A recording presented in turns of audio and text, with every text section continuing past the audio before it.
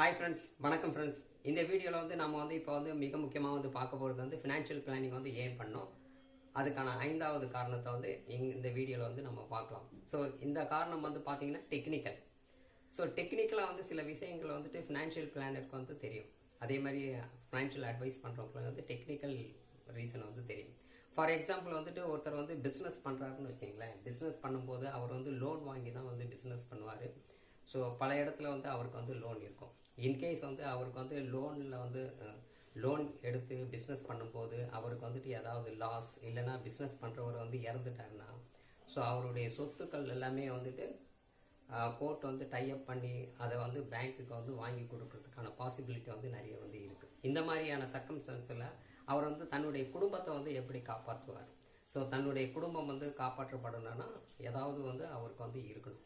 So அவருக்கு வந்து இருக்கணும்னா அதில் வந்து ஒரு ஆப்ஷன் வந்துட்டு மேரேஜ் உமன் ப்ராப்பர்ட்டி ஆக்ட்னு ஒரு ஆப்ஷன் வந்து இருக்குது.